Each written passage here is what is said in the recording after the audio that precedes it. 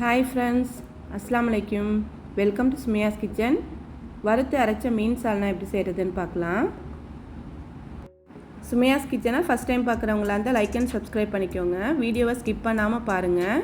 panல 4 tablespoon தேங்காய் சேர்த்துக்கணும்.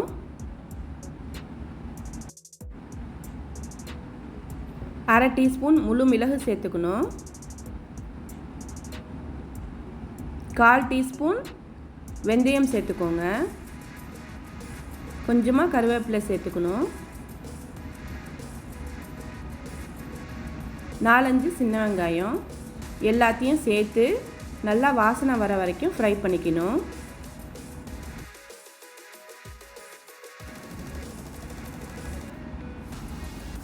முக்கால் டேபிள் ஸ்பூன் மிளகாய்த்தூள் சேர்த்துக்கோங்க.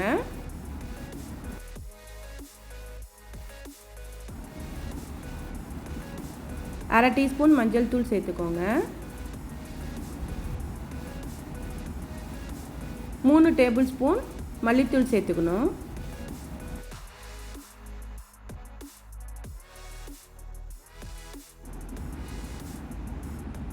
எல்லாத்தையும் ஃப்ரை பண்ணிவிட்டு மிக்ஸி ஜாரில் சேர்த்து நல்லா அரைச்சிடணும். நல்லா அரைச்சாச்சு. லெமன் சைஸ் புளி ஊற வச்சுக்கணும். மண் சட்டியில் தான் செய்ய போகிறேன். சட்டியில் அரைச்சி வச்ச பேஸ்ட்டை சேர்த்துக்கணும். இன்க்ரீடியன்ட்ஸ் எல்லாமே டிஸ்கிரிப்ஷனில் கொடுக்குறேன், செக் பண்ணிக்கோங்க.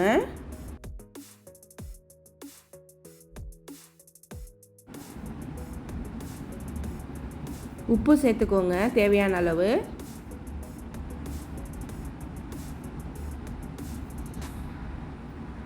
புளியை கரைச்சி அதையும் சேர்த்துக்கணும்.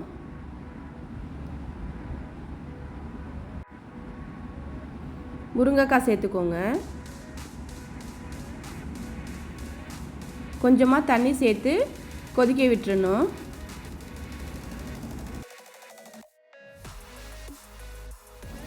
கருவேப்பிலை சேர்த்துக்கோங்க.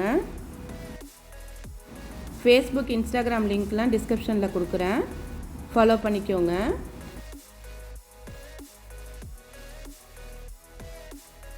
மூடி வச்சு நல்லா மல்லி வடைலாம் போகிற வரைக்கும் கொதிக்க விடணும்.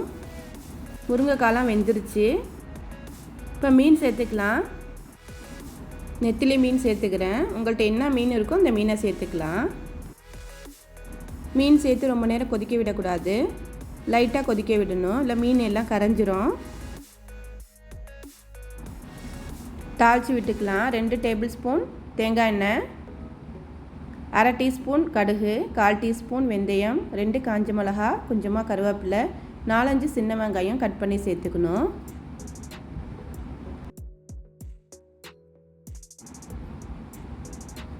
அரை டீஸ்பூன் மிளகாய்த்தூள் சேர்த்துக்கோங்க. தாளிச்சதை மீன் சால்னால சேர்த்துக்கலாம். இதே போல் மீன் சால்னா ட்ரை பண்ணி பாருங்கள். இந்த வீடியோ பிடிச்சிருந்தா சுமியாஸ் கிச்சனை சப்ஸ்கிரைப் பண்ணிக்கோங்க, ஷேர் பண்ணிக்கோங்க, கமெண்ட் பண்ணிக்கோங்க. தேங்க்ஸ் ஃபார் வாட்சிங்.